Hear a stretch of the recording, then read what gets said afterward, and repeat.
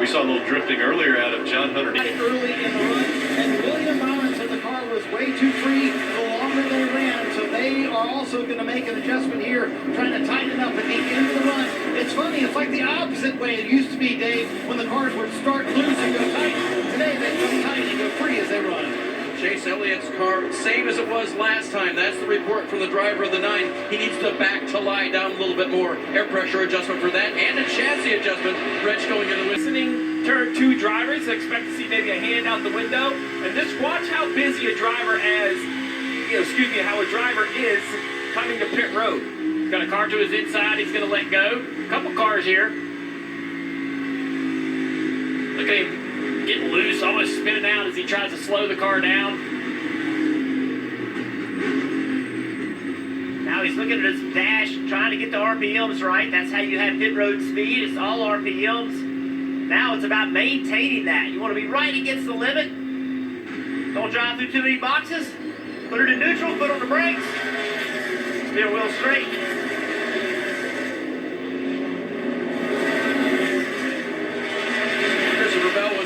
give them a few more laps. He did so. Come off from turn 2, and you see on the upper right the graphic. The 5 of Kyle Larson is going to be almost right on his right rear bumper now.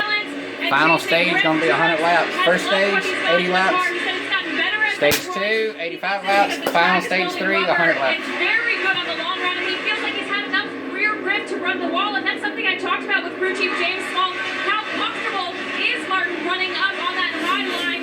And James said he's way more comfortable running the wall in this car than previous generation car.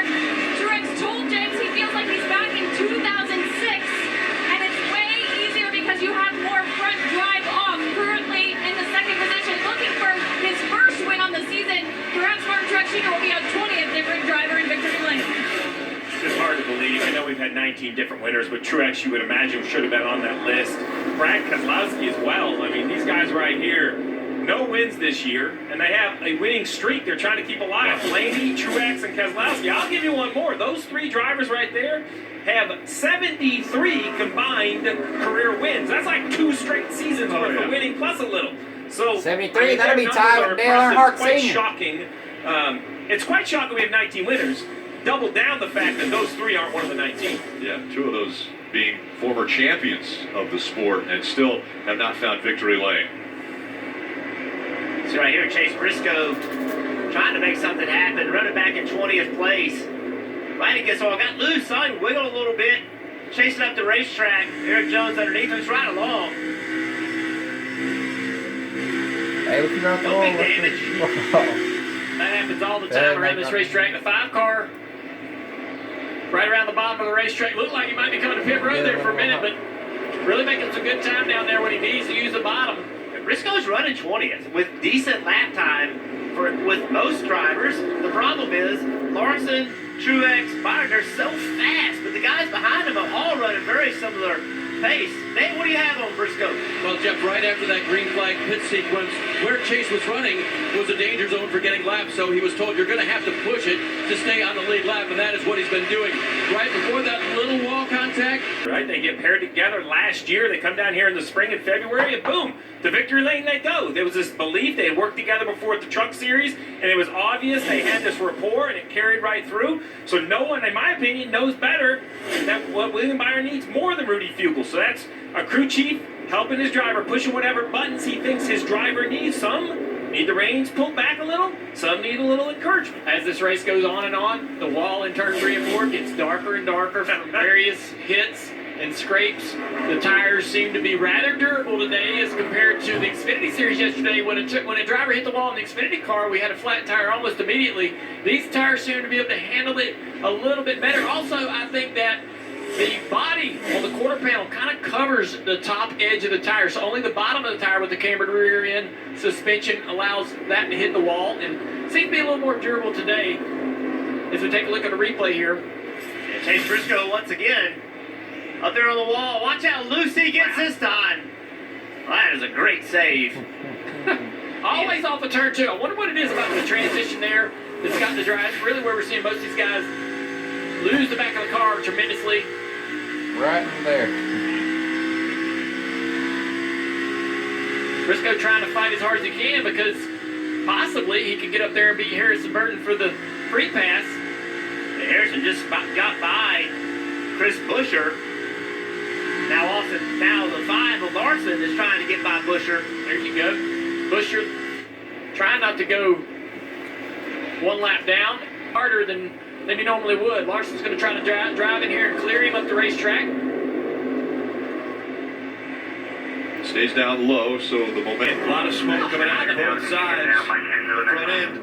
Yeah, something is flat or failed on the back of this car. I don't know if it's the right rear, but it's definitely tipped up. The whole nose is up in the air. Yeah. See, there's no letters on the left rear. Must have spun the car around or something. An exceptionally loose race car. Every time we show him, he's had his hands full. Yeah. Might have gotten loose, hit with the right rear, right front. Let's take a look. So there he is. Back here around the start of the corner. Sideways right there. Pow! Right front first into the wall. That'll do it. Yeah, that's why the steering's no good anymore. Yeah, we talked about approved and unapproved. This would be an unapproved hit. This is going to be big damage. Let's launch.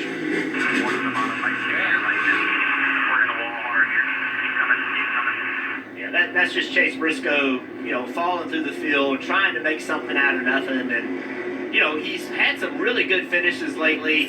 Been calling them out. Not really running that great during races, but finding a way to finish races well. But today they've got a huge hurdle roll to come right here. This week when we talked to all the drivers about, Larson and Reddick being really good here, he waved his hand. Hey, look at me, man. I like this place. I run really good here. Felt like he could come here and contend. If he goes to the garage, he's out of the race. And that's what it sounded like. That they are going to take it into the garage. So the first playoff driver that has terminal issues here in Miami. Heard the radio rule change by NASCAR. Control arm can't change it on pit road. They know you got to change the toe link, but they don't want to change all these suspension parts. So broke an upper control arm or a lower control arm. If we go to the garage, we're going to be done. Yes, that is factual. If you go behind that pit wall, your day is over. Line damage vehicle policy, but you can't change a control arm on pit road. So unless you can go on the racetrack with whatever. 21. I don't know if I want it, Steve. I'm in the tanking mode right now. Tank for the number 1 pick. Well, you didn't do a very good job at tanking. 21-3 Carolina. Meet your guy, Tom Brady. How about that for the Panthers? Oh, this is just disheartening for Chase Briscoe. So basically, just review it. Accident, hits the wall, comes down. He's on the damaged vehicle policy, comes to pit road. There is specific suspension parts you can't change. Upper and lower control arm. NASCAR changed the rule to be safer for the crew members because it was starting to get carried away on pit road. Toe link is still acceptable. They have more damage than that. There's no option. You've wrecked. What needs to be repaired to make minimum speed cannot be repaired. So therefore, while you want to work on it, it doesn't matter. You are out of the race. So Chase Briscoe, high hopes heading into the day, and he's going to leave in a must-win situation, I would imagine, heading to Martinsville. Yeah, so unfortunate for Chase Briscoe. Getting all the way now to the round of 8. That's the furthest he's ever been. Ross Chastain, William Byron, Chase Briscoe, and Christopher Bell all in the round of 8 for the very first time in their careers. As we see the green and white checkered flag coming out, that means that Kyle Larson will sweep stage 1 and stage 2. It's the 8th time that he has swept the first 2 stages of a race. And he's only gone on to win twice in that scenario. Swept Miami stages back in 2017, but finished 3rd to Martin Truex Jr. when he won the championship. Let's check back in with Kyle Petty on the Peacock Pit Box. And KP, risk reward. We talked about it after stage 1. How about now? It seems like the intensity's picking up again. Yeah, the intensity's picking up, and we saw it there with Chase Briscoe. Put in a position where he had to make something happen. He only had a few laps, but you overdrive. Something gets out from under you, and now the reward is he's in the garage area. He gets to go home early. That's it. That's a tough place to be. We still see Christopher Bell on the struggle bus. Denny Hamlin is trying to get off that thing. Ross Chastain is off. I think this is going to be a great segment. Mandatory ride to the infield care center. Anytime you get out of the car, you have to do that. And Lefty said he was better this run, just a little free in 3 and 4, so they're going to give him a little more rear security as well as a little more turn with an air pressure adjustment on those 4 fresh Goodyears and Sunoco fuel. Let's chase 17 critical stage points in the bank already.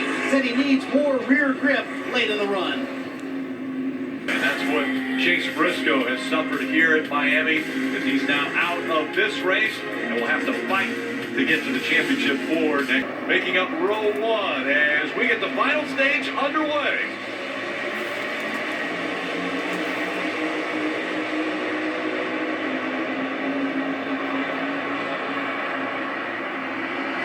Larson said bye-bye. A lot of Oh, look at momentum this, 3 for wide. The 5 of Kyle Larson, and he shuts the door on William Byron, who was working a little higher line.